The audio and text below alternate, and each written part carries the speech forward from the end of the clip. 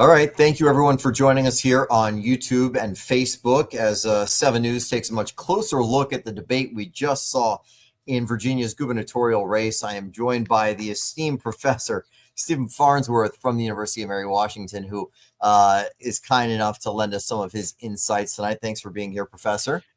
Thank you. Glad to be here.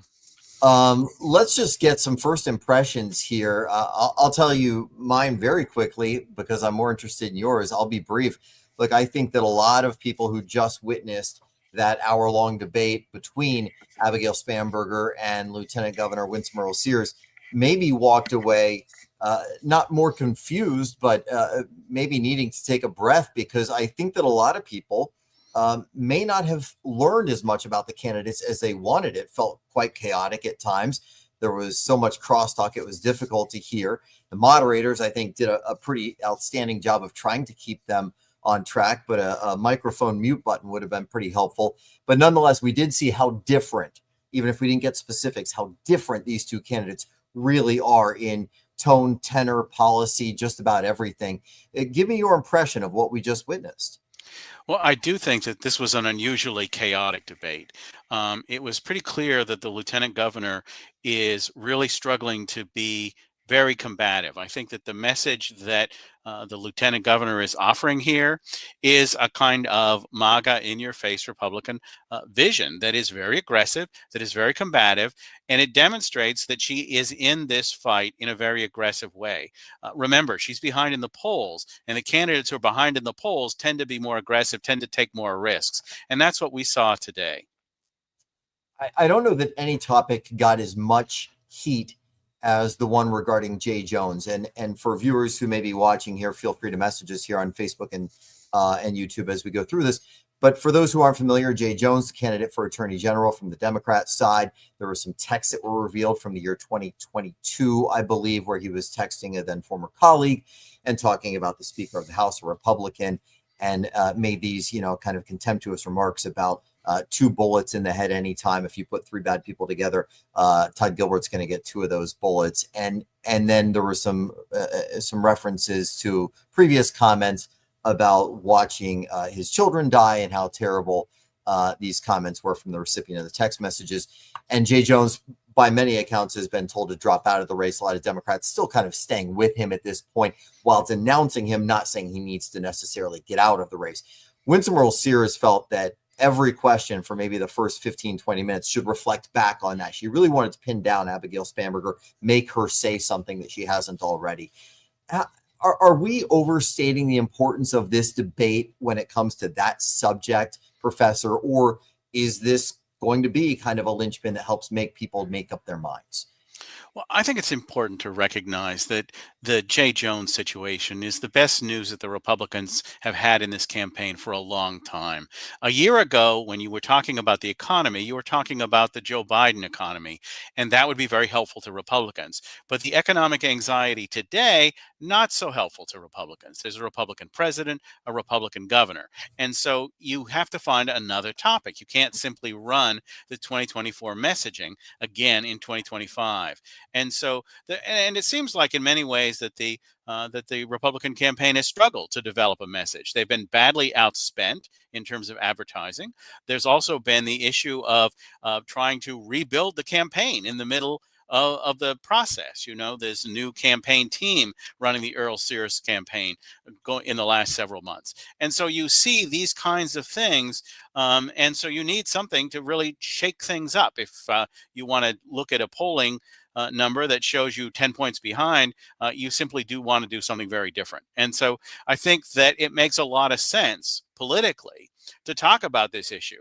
It's always a good thing if you can talk about an issue that unites your side and divides the other side. And so when you're thinking about the Jay Jones story, how aggressively different Democrats want to handle that, that's something that does divide them. On the Republican side, though, there's a very, very strong commitment to talking about this, in part because it is a more useful topic than some of the others that have been tried so far. Well, and it comes at a time, as you're pointing out and alluding to, Professor, that it's a challenge for Republicans when you have these federal furloughs in a state that has so many federal workers who right now are going to be discontent with not just government, but a particular party. In this case, it often lands at the feet of the president, regardless of what party they are, when there is a shutdown. I know there's a lot of finger pointing going on, but you're right. So it is kind of a how do we find a definition of what we do in this race now to turn it about? What about the issue that is a hot button one for people all over, regardless of party? It's how they feel about this, transgender locker room, bathroom debate that has been pretty prevalent in Northern Virginia politics for the past few months with some of the reporting that we've been doing. Did you see any kind of light of day on understanding where the Democrats really stand versus the Republicans on this one? Well, what you heard from Spanberger was a focus on her role as a mother, as somebody keeping a close eye on what her daughters are up to in the public schools and how the public schools are educating her daughters. And so you saw an engaged parent. I think that was the first message that Spanberger wanted to put out on this topic. And then the second one was an issue of her own national security law enforcement background that again says that she prosecutes people committing crimes against children, that she has that background. She wants to, I think, distinguish herself from potential attacks that she is some sort of woke Democrat. And then, of course, when you get to the core question of, well, what exactly is she going to do policy wise? You heard an emphasis on this idea that this should be handled at the local level, that individual school districts should be making the decision. School district administrators, teachers, and parents, she said repeatedly, should be in the driver's seat, not a state mandate, but rather local empowered parents making decisions inside their communities. I don't know that a lot of people are going to disagree with that. It may not be as aggressive a response as the Republicans would make on this. It's certainly a more local option rather than a statewide ban. But the idea here, I think, that Spanberger is trying to offer is a message that is somewhat palatable. In a way, say that 4 years ago, Terry McAuliffe really struggled when he had to deal with these issues about schools and parental authority, parental role in education of children. Yeah, and then they went further when it came to schools, talking about curriculum and who should have the final say, and that's a lot of what you're referencing there with Terry McAuliffe.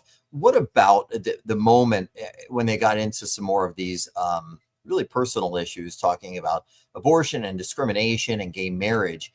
And if we heard what we think we heard, it was that at one point, Winsome Earle-Sears was accused of supporting the idea that someone who's gay could be fired for that reason. And we think we heard her say that's not discrimination. Yeah, I do think that when we go to these social and cultural issues, that part of the debate, we really see both sides playing to their own supporters. I don't know that you are going to see the needle in this election really move on the question of gay marriage or gay rights or abortion. I think the positions are pretty fixed and they're pretty firm with a lot of the voters, as well as, of course, the candidates running for governor. So I don't know that you really have gotten anything new in this area.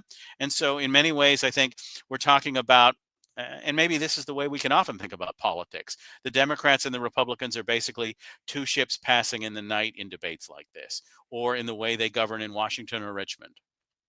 Do you think that the let's say the undecided or kind of the casual voter slash viewer who watched tonight, what do you feel their impression might have been walking away from this? Was there some clear indicator that you think will allow them to have maybe a firmer choice? Well, I think that when you're thinking about independent voters, the people who aren't reflexively part of one party or the other, they're not going to be as focused on individual issues as they might be in terms of the character or the personality of the candidates themselves. Do they trust this person to handle the job? Do they feel like this person understands them and their challenges? And I think that this is an area where, to be honest, the lieutenant governor overplayed the hand. I think that the idea of trying to be aggressive and combative in a debate can work to a point, but when you're talking about nearly every answer that your opponent gives being interrupted, sometimes with sufficient volume that you couldn't even hear the answer that was being provided, it doesn't exactly look very gubernatorial. I mean, one of the things to remember about people in politics is that they have to interact with people in the other party. And to the extent that you can at least listen to them, does suggest that you might be ready for the gubernatorial primetime performance. And I do think that that might have been something that would be a potential problem for Earl-Sears with the independent voters that aren't really reflexively Democrats or Republicans. That she might have gone too far, being too aggressive, too combative, not letting the other candidate speak, not giving an opportunity to hear what was being said so that she could respond to that. Yeah, we've seen that in presidential debates over the years where it can be off-putting to some voters if they feel that someone just overtook too much of the time and didn't allow the opponent to speak. We do have a message from a viewer right now, Tony Stiles, saying topics at school should be the 3 results, nothing else.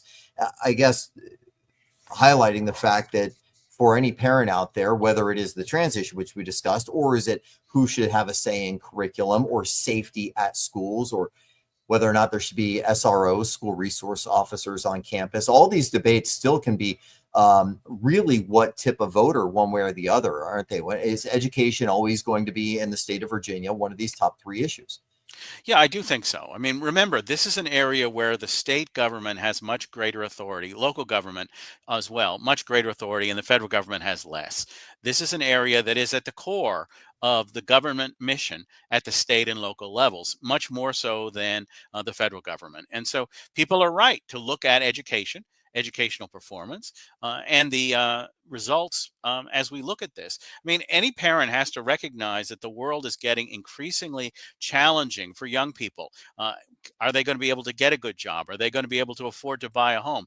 Is the economic environment, are they going to be prepared for that by being well educated in their schools, in their communities? And so this is a vital question in a time of scarce jobs in terms of increasing resources being devoted to education, increasing challenges being devoted to education. So you can understand why.